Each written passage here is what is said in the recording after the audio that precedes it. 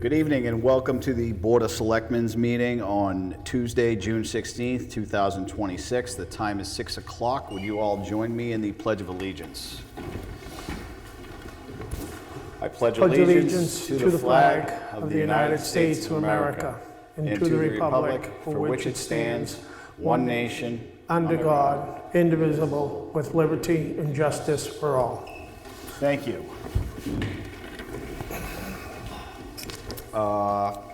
Next on the agenda is the citizens' input. I don't see anybody up there. Is anybody from the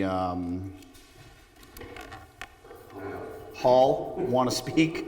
Holy cow. I guess not. Moving on, we're going to go right into we're moving things around on the agenda a little bit. The fire department hiring. I have Jocelyn in the audience, and I have Joe, who is going to... The fire chief couldn't be here tonight, so we're going to do this without him. So I moved to hire Jocelyn McCarville as a pro firefighter EMTA at the hourly rate of $24 pending she meets the requirements set forth by the chief. Second. Motion made by Joe, seconded by Bob. All those in favor? Aye. Aye. That is unanimous, and welcome. That was it. That's all. You were worried, I know, but that was it. I promise. Welcome to the team. Next up on the agenda, we're going to hear some Plastow residents on the noise complaint tax map 14-1-27. So I'm guessing, are you all speaking, or do you all have one person that's going to speak? I'm just asking. I think there's probably 2 or 3. Okay, that's fine. Just go to the podium and state your name. You can say you're from Plastow. Good evening, everyone. Steve Beck, 20 Ridgewood Road in Plastow. First of all, I want to thank the board for allowing us this opportunity to speak. I've been a Plastow resident for over 30 years, and I've been a butter to the property that 125 Development owns. My wife and I have seen this property evolve just as a matter of history. I knew this property when Richard Sargent's estate knew it.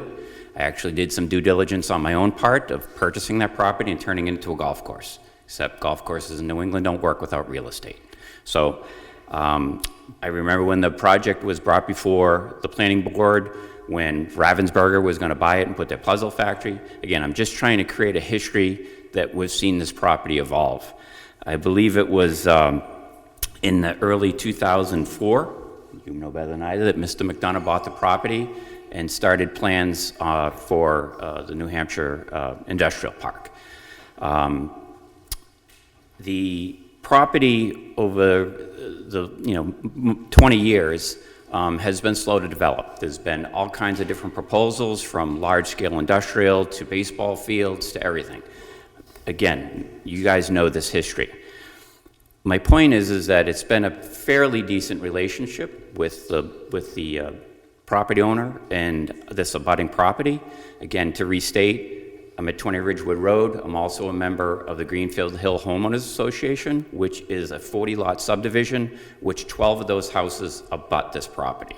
So there's quite a string of people on Ridgewood Road that abut this property. Over the past, I'm going to say 6 months, he has approval for a 4-building parcel at the end of Howard Lane. That's been ongoing. I believe 2 of the buildings are built. So construction noise has elevated. But in the last, I'm going to say 2 to 3 months, it's off the chart. We've even taken decibel levels measurements. They're far exceeding what the town site regs allow. We also had a nighttime gravel operation where gravel was being hauled off the site between 9 p.m. and 3 a.m. So the noise was constant from those hours. That has resolved itself, I think, with the help of the police chief. I know I can present videos of that nighttime, but I think those have already been presented to the chief. If you'd like to see them, I can. It's just that it's become extremely difficult for us to enjoy any of our outdoor property. So I guess my long-term questions to the board and maybe the town, and maybe some of this is to the planning board, is that will Newton ever impose a town-wide noise ordinance? I know there isn't one now, but there are specific regulations in site regs. But as far as a town-wide noise ordinance, there isn't one. Also, can noise ordinances be imposed on any new plan approvals? If he brings a new tenant and builds a new building, can there be restrictions around that construction set for that specific plan? I understand the 40-lot subdivision that he has approved and the full building has already been put through and approved, but any future ones, I would have that question. And can noise restrictions be imposed on tenants? I know there's a phenomenon known as dyno testing, which is when a motor shop tests an engine. I believe he has a tenant that does that all the time. At least I hear engines roaring on Saturdays all the time. Maybe it's, someone that has race cars, I don't know.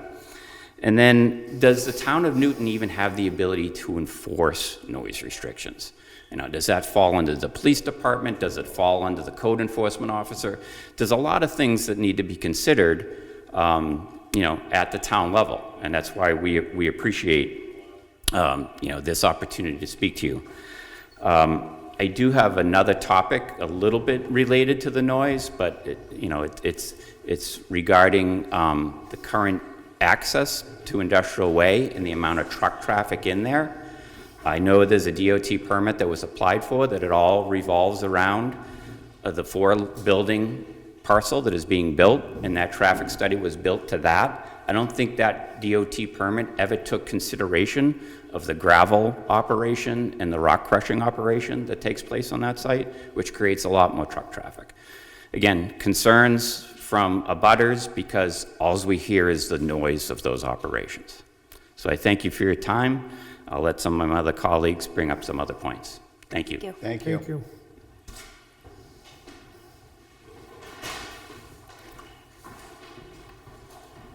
Good evening. My name is Tom Alberti. I am also an abutter on Ridgewood Road in Plastow, and thank you for your time this evening. So I served 5 years on the Plastow Planning Board, and so I looked through things from the scope of what is allowed, what isn't allowed, because I respect property rights. And I understand that as applications were heard, people would say things like, oh, trees were cut down.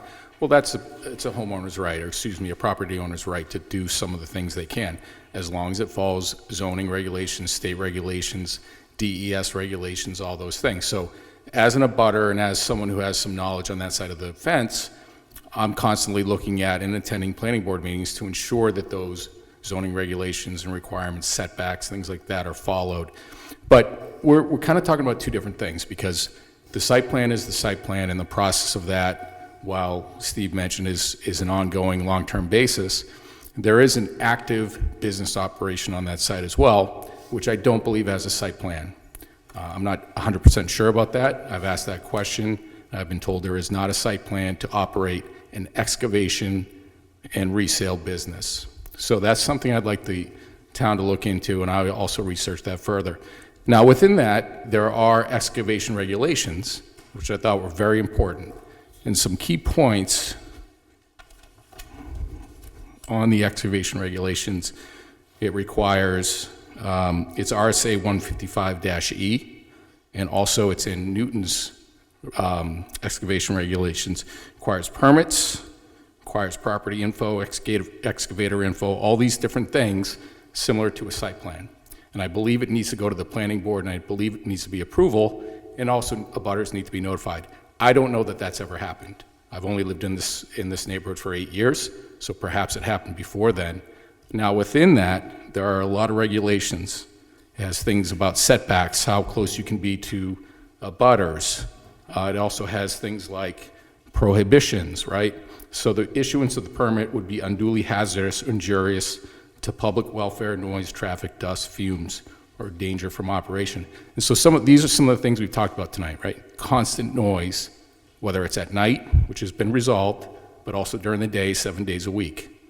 Hours of operation, it stipulates 7 to 6 Monday through Friday, 8 to 12 on Saturday, and nothing on Sunday.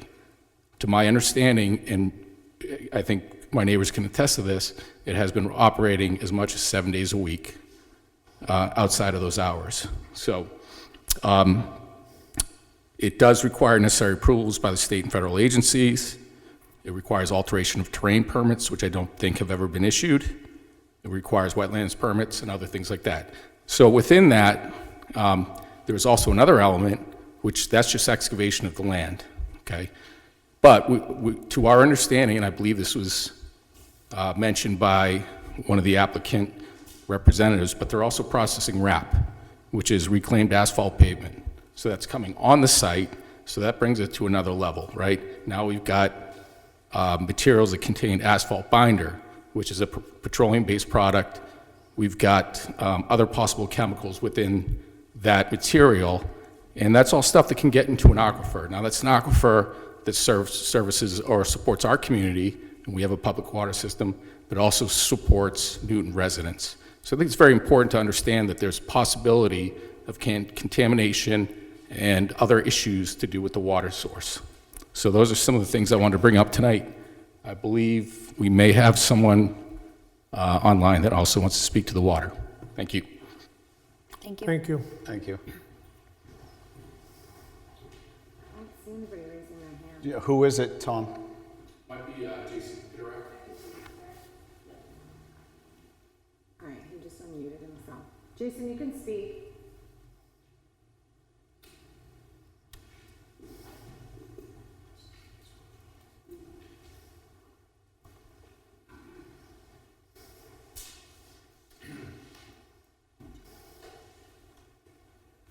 Is it working or not working? Right now, it's not working.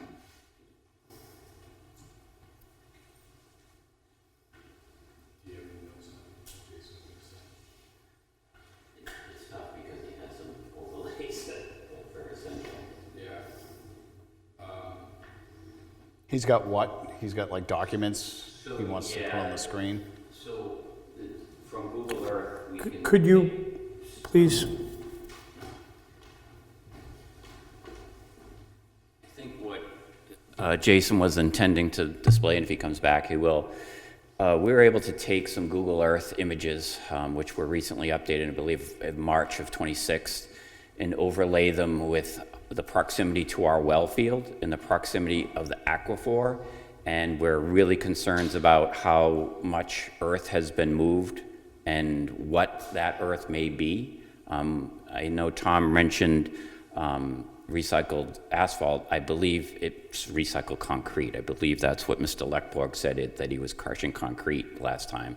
When I mentioned it was a gravel operation, he corrected me and said it was concrete. So again, concerns of silica dust in the air, although yes, it may get cleaned up by the time it gets to our neighborhood, but getting into the groundwater could pose issues to the aquifer in the long term. So I think those are the items that Mr. Pitarek also happens to manage. We manage, we're our own public water. Okay. We own our own water system consisting of 5 wells and storage tanks. So that is his responsibility in the neighborhood to manage that as a public utility. And he is very in tune to what affects our water source. So that was kind of part of his presentation because he had the overlays so you could see from the Google Earth images the proximity to our Okay, we're gonna give it another shot. Thank you. Thank you. Thank you. thank you. Jason, you can speak.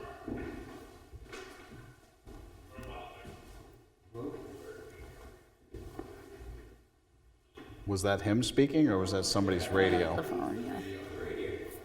Yeah. It's queuing up like he is speaking, we're just not hearing it. No, those are my notes. Those are my AI notes. No. No. Oh, When yeah, it yeah. switches the screen to I him, can hear him back there.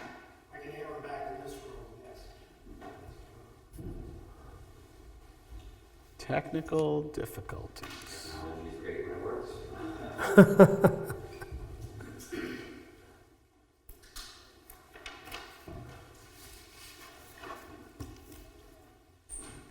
I'll just wrap up. So we may not get Jason, but... You can actually have Jason email. Yeah, I was going to say that. We're going to send some For sure. documents and some Yeah. information. We appreciate that. And again, I'll probably forward the site plan regulations. And I think the request from our neighborhood is that we want to be good neighbors. We understand property rights, but at the end of the day, we also want to enjoy our land. And I think that's a right as well, right? So we do see things that you know, again, serving on the planning board, I'm looking for violations or regulations that aren't being met or standards that aren't being met.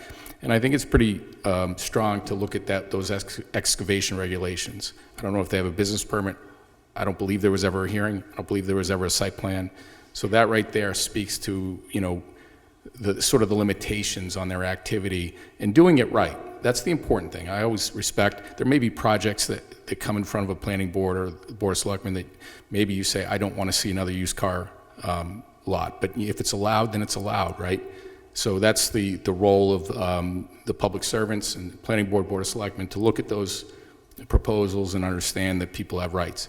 So we just ask the board to consider our concerns, look at the regulations and standards, and to apply enforcement where it applies. Thank you. Okay, thanks. Thank you. Would you like us to forward documentation of some I data would we've collected? love that. Robin will give you an email to send everything to, and then she'll disseminate it to us, to the board. Go ahead, ma'am.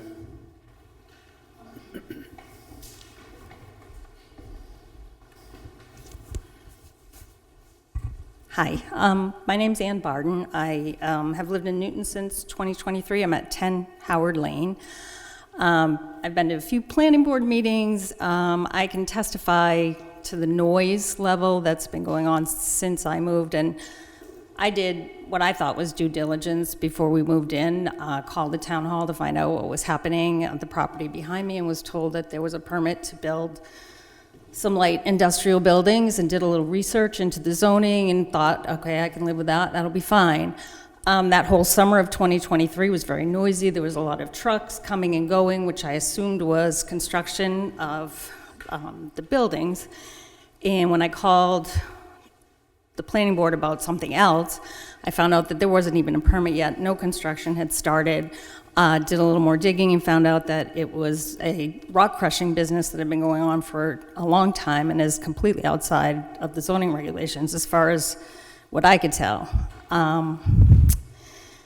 And was instrumental in complaining and getting a cease and desist letter sent to the property owner. And since that time, the buildings have been built. The noise level has not really stopped. There's constant coming and going. We had the overnight trucking. We've got trucks that start up I'm up at 4:30 every morning, and those guys are out there starting up their trucks. I've called the police. They've got my complaints on record. We've had 2 instances in the last month of 18-wheelers coming down our road, which is a small residential road. Those complaints have been received by the police department as well, both times causing damage. One, because they can't make the turnaround on Howard Lane. They miss Industrial Way, go down Howard Lane thinking they can turn around, which they can, and they have to back up 1/4 mile up the road. The first time it happened, they took my neighbor's mailbox out. The second time it happened, we saw the lights come into our bedroom at 10:30 at night, and my boyfriend watched the guy try for 15 or 20 minutes, back up, come back, try again, and he took out my neighbor's landscaping. So, yeah, I just want it on record with a board that can do something about enforcing the situation, that, you know, this is what we're dealing with at 10 Howard Lane. It's constant. The noise is constant. It's been constant since I moved there in June of 2023. So, Thank you. thank you. Is that, do you have anybody else? Go ahead, ma'am.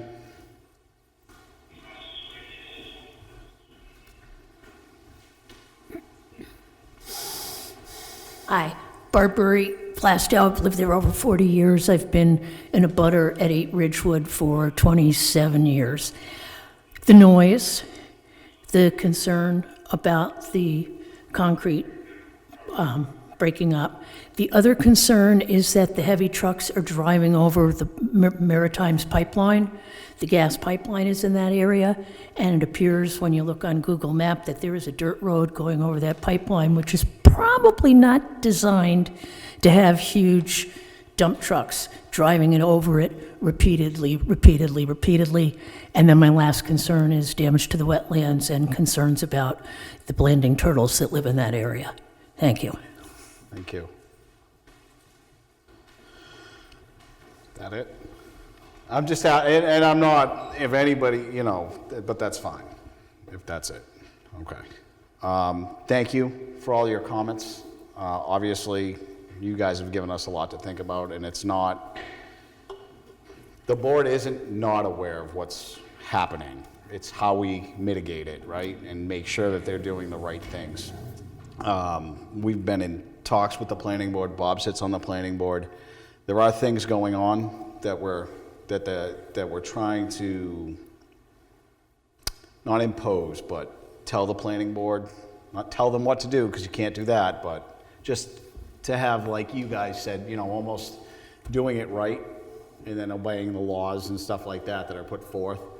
I do know that there was discussions about the time of construction that you guys were doing, right? Right. We do implement on the planning board hours of operation. Somebody asked about when people come in for a conditional use. When they get their conditional use permit, we talk to them and we arrange hours of operation, to which I think the latest that we've done is 9 o'clock at night to be able to, and that was supposed to be a light business. So, Just to relate back to some of the testimony tonight, do you want me to get out? Sure. so we do that. We try to, as you were asking, the gentleman there that served on the planning board, he's absolutely correct. We do try to put limitations on what's acceptable, what's not acceptable, and try to keep a comfortable, to give the rights so that those rights don't step over the rights of the citizens too in the town. Oh, and I should have prefaced before, we're not naive to the right as a landowner that he has rights to. I wish him well and get a successful business, but we as citizens and abutters have rights as well. So with the rights become responsibilities. My question was, what if there is conditional use restrictions put on tenants? Right. What are the trucks that Ann is hearing at 4:30 in the morning, every morning? If it's not his, is it one of his tenants? And it is a tenant violating their conditional use permit. Right. That's what we don't. We don't know. I'm not gonna go out there 4 o'clock in the morning and see who's starting trucks. Yeah. Then I'd be trespassing on his property anyway. So how do we, And that's why the police chief went out to investigate with his team and took care of it. And as far as some of the enforcement of site conditions, I mean, Mr. Zanini is a 20-hour employee, from my understanding, with the town of Newton. His limitations are his bandwidth. I mean, this could be a full-time job to watch some of the, conditions that need to be met. So, that's a resource question for the town to discuss. Sure. Valid. Yep. Yeah. Okay. Please email Robin all the information, and you can CC the group. That way, if we have a reply, we can email everybody at the same time. Do you know what I mean? With the overlays, and if he's got his presentation written, and send that too. Do you know what I mean about the water and stuff like that? Definitely send that too. It's an email form, so see it. So. Perfect. But thank you for coming. We appreciate it. We do. And we apologize for the technical difficulties and not being able to hear them. If someone else wants to talk. Sure. Tim Tanner, 185 West Main Street. I have a copy of the DOT driveway permit, temporary permit that Coleman and 125 Development is using. And it's number 7. There's specifically limits the size of vehicles that are allowed in that roadway. Mm-hmm. And I think one of the neighbors attested there's 18 wheelers running in and out all the time. And we have video of the 18-wheelers running out all the time, and they're not allowed by the permit. It's supposed to be no larger than a fire truck or a school bus, which are 6 or 10-wheel trucks. I think that might alleviate a lot of the concerns. One of the tenants, I believe, down there, Straight Line Trucking, that is not the tenant that 125 Development put on their permit to get, on their application to get the permit they have. It was supposed to be a gymnastics company using 15 cars a day, but this is a Straight Line Trucking, and all they have is 18-wheeler, 53-foot trailer trucks and running out, in and out all the time, and they're going right across the property. I came up for another issue. I just wanted to see if I could help these folks out here, showing the permits there. They're also running across my property. We had our property pinned out there because we've been trying to figure out what's going on. Coleman did put a road in. We have a right-of-way, an easement on that 50-foot right-of-way that the property that they own, and he's planted 12 trees up there and restricted our access to that. So we're in the process of consulting legal help to try to figure out what our rights are as far as that easement going forward, because we're really constrained what's out there right now. But that's why I was here, just to bring that to the board's attention, but I So- can talk to that a little bit later. Me and our circuit writer tried to find the easement. Can you email that to us? Because we couldn't find it. Okay.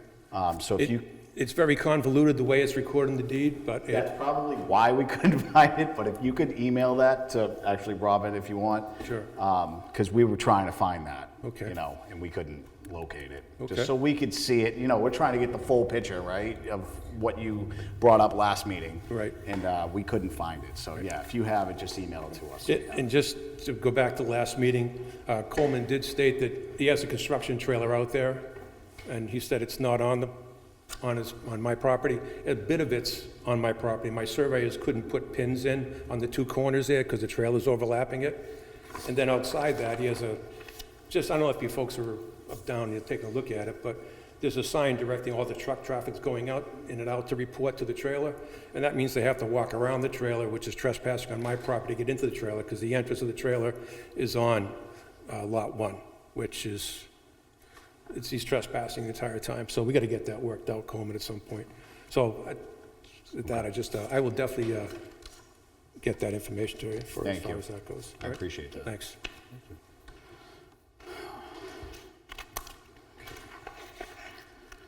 All right. Next on the agenda is the 125 Development Corp. Insurance Bond Review. Paula, where are we at with that right now? Sorry, I shut That's that. okay. We're still waiting for our attorneys to get Our back. attorneys. Our attorneys to get back to us with additional wordage and to make sure it's, Okay. yeah. Bob, did you have something to add to that? There was, because when the issue of the bonds came up, let me take this down, it's a little too loud. We also found that when we looked at conditional use for March 28, 2023, number 11, supply a non-lapsing performance guarantee in the amount of $2,124,597.75, either cash or letter of credit. We have no evidence of that. So if you've done it, we need a copy of that, please. And if you haven't, it needs to be done. It's a $2 million bond? That was to return the site, to be able to stabilize the site if you had walked away from it. And that is on the conditional, one of the conditions that we, the planning board, put on it. And we don't have a copy of that. It was never given to us. So,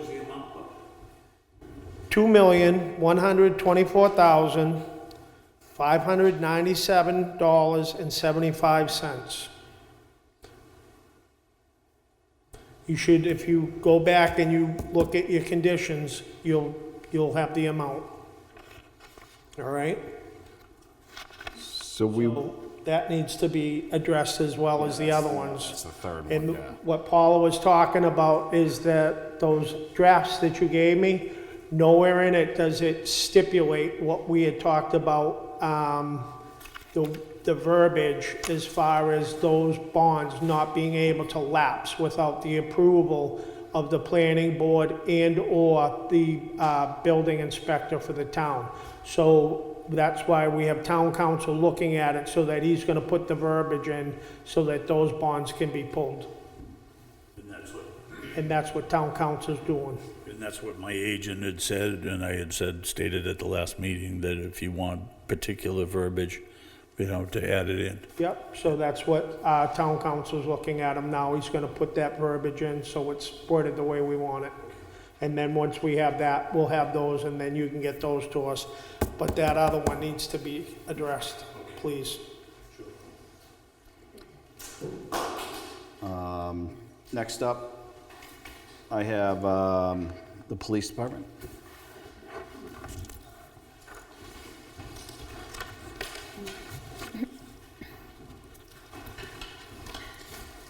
All right.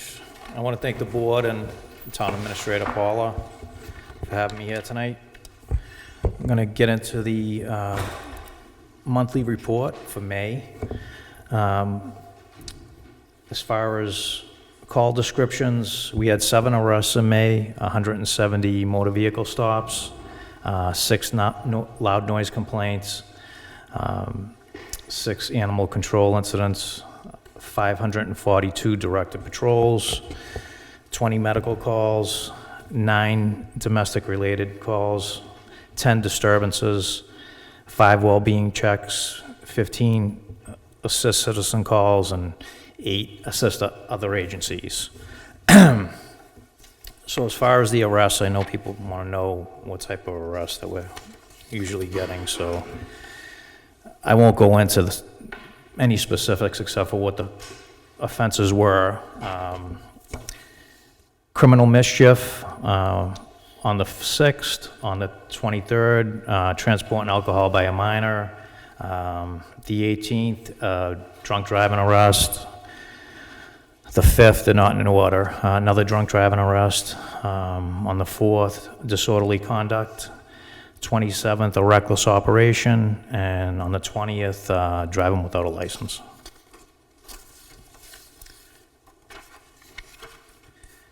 As far as training this month, Lieutenant Mounsey finished his trilogy, the FBI leadership training, pretty prestigious, and he's completed the trilogy, which is 3 leadership programs. So a great job by him. Officer Kane Stetesny went to grant writing class, so hopefully they'll be able to get us some funds from some programs out there. Officer Bodette and Officer Greenwood, female officers, took Brazilian Jiu-Jitsu at the academy, so watch out for them. So tonight I'd like to officially ask the board to hire our 2 full-time police officer candidates. They've gone through an extensive background check, passed a polygraph, passed the psych exam, and medical physical test. And that would be Julio Velasquez and Bryce Eckstein. And just wanted you guys to vote to make them permanent full-time police officers. Sure, I'll make a motion to hire Julio Velasquez, Bryce Eckstein to the position of full-time officers in the Newton Police Department. Second. Motion made by Dan, seconded by Joe. All those in favor? Aye. Aye. That's unanimous. Great, thank you. Chief, while you're up there, Yep. I'm not asking for these fine residents to inundate you with calls. Yeah. But if they are doing what they're doing, running trucks at 4:30 in the morning, do you want them to call? Absolutely. Call anytime, we'll go shut them down. So, and that's the thing, and even Plastow, same thing. Yeah. Call the number for the Newton Police, not Plastow's police, right? So, but the whole noise thing, we do have some barriers up right now. To pass a complete town-wide noise ordinance, we'd have to put it on the ballot. There are talks right now about us trying to do that with the right verbiage. Obviously, that's not gonna happen until March, if that does happen. We want that. The police And department the police wants department a is- noise ordinance so they we are can driving enforce the- it. They are driving the bus on the warrant article for that. But also with constructing the buildings, the planning board also has in there times that they can construct the buildings. And I think that was part of it. It is. I'll tell you though, this individual likes to skirt the edge. I completely understand. And believe me, because I got up one morning at 5:45 and he was working, I called, he responded, shut down. The next day, he waited till 6:15, started calling, he shut him down. Then he waited till 6:30, and it's almost like that, like, am I really gonna bother calling? And I completely understand, and that's why while we have him up here, I said, is it okay to call him? And I know, but he can't put an officer out there, right? And you know that. So you have to make that call, and if he's saying he doesn't mind and he wants the calls, then by all means, call. We appreciate his support because the nighttime thing was a disaster. And I 100% And I know agree. he's received a video, I believe your board has received. We one, have. The planning board has. It was ridiculous what was happening. And I completely understand. I do. But from his mouth, call. Don't, even though you feel like you've already done it 3 days in a row, call the fourth day if you have to. Yeah, our midnight officer is on till 7 in the morning, and that's when our daytime shift comes on. So there's always somebody on, and every single time you call, they will go there. I promise you that. Yes, yeah. I would do Rockingham Dispatch just because if you call the station, they could be out on the road, and you're not always going to get an officer. So call dispatch, and they'll get them no matter where they are. And you might get Greg back there. He's on the midnight shift usually, so I guarantee you he will go there and shut them down. I just want clarification on the weekend hours. Did I heard someone say 8 a.m. to 12? So that was Tom, I think, that said that. I don't know that for sure yet.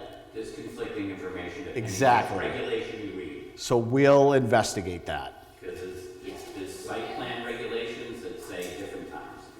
Correct. We'll try to investigate that and get a clear thing on that. And as long as Robin has your email, we'll get it to you. once Either we- way, the planning board does not allow it before 7 o'clock. Okay? So, All right, thank you. Chief.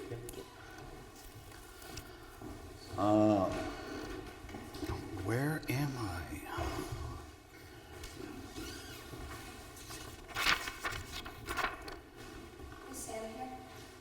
It's downstairs. The door should be unlocked. Is it not unlocked? If it's not unlocked, just come through here and go You this go way. right through here. Yeah, come this way now. Come this way, go right down the stairs into the office. He tried. We had 40 people with her. I'm not walking through that. Okay, we're on, All right. Land. 2, yeah. All right. Next update on, I've had several people reach out to me directly. An update on the land purchase. So the board had sent an email to the executor of Chet's will to let them know that the town is ready to move forward with the purchase of the land and get this over and done with. The board received this letter.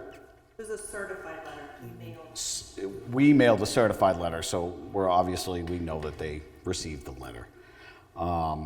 We received this letter on June 3rd this year, and I'll just read it verbatim. Dear Chairperson Guide, this office represents Susan LaCroix in her capacity as trustee of Chester E. Bierce Revocable Living Trust, and I have been asked to respond to the town's May 26th letter on behalf of the trustee. As we understand, discussions between the town and Mr. Bierce about a possible sale occurred while Mr. Bierce was alive. Unfortunately, Mr. Bierce died before any transaction with the town could be finalized. We are not aware of a written contract between Mr. Bierce and the town. If there is a written contract, kindly provide a copy. With Mr. Bierce's death, goals involving the disposition of his property have changed. In the absence of a written contract, we do not believe the trustee has a contractual duty to proceed with the sale of the town. The trustee is in the process of administrating the trust assets and must act in the best interest of all beneficiaries. If the trustee determines that it is in the best interest of all beneficiaries to proceed with the sale to the town, we will contact you. Our understanding is that authorization to appropriate the funds remains effective until the end of the calendar year. Sincerely yours, Jennifer Hoover, from Hoover and Flynn. Okay, so we got this, and that's where we're at. So everybody is aware that's where we're at right now with the sale of the town property that the town voted for. That being said, just to further prove something, I'm going to make a motion to unseal the non-public minutes from August 20th, 2024. I'll second that. Motion made by Dan, seconded by Joe. All those in favor? Well, you gotta do a roll call, right? And I'm going to abstain. So that's I'm an aye, Joe's an aye, Bob's an aye, Yeah. Ashley's abstaining. So that passes. So this night, Chet came in and wanted to meet with us. He didn't want it public what he was doing, because that's just the way Chet was. He's a private person. He didn't want anybody to know. I'll just read a couple of the things, but there was no motions made that night. And these minutes will now be public and posted on our website for everybody to see. But it says, road agent Michael Pavero and resident Chet Bierce entered the meeting at 7:05. Mr. Bierce and Mr. Pavero discussed the sale of the property with the Board of Selectmen. The meeting was over, started at 7:05 and was over at 7:56. That meeting took place after Chet had already divided the land, the part that he wanted the town to have. For them to say, just because there's no contract, is inherently wrong, only because, yes, there's no contract, but it was definitely what Mr. Bierce wanted to do. I had met with Chet, I don't know how many times, once I had the knowledge of this is what he wanted to do to try to make this happen. This meeting was just to hash out how Mr. Bierce wanted to be paid. That's all it was. He knew what he wanted to give, he just wanted to work out how he wanted to be paid. It's funny, in the letter, they talk about the best interests of all beneficiaries. Chet had 3 daughters. 2 daughters want this land to go to the town. 1 daughter does not want the land to go to the town. It just so happens that one daughter is the trustee. So that's what the town's dealing with right now. We're not done. We're not going to let it go. We have more than a year, contrary to what this letter says. So the town is working, because all of us were elected to do what the townspeople want, and the townspeople voted for us to get this land, and that's what we're going to do. We're going to do everything we can, but understand this is where we're at right now. So that's what I have. Did you want to say anything, Mike, or are you good? Just wanted to make sure. Sure. You can ask. I'm not positive I'll have the actual answer. Name? Sorry, Laura MacDougall, live on Highland Street. That meeting that you were just talking about with Chet, is there any documentation or anything that he signed? No. The first time it went to ballot, the board wasn't worried about Right. Mr. Bierce's health. We weren't worried about that at that time. Exactly, The yeah, second time it went to ballot, we ran out of time. yeah.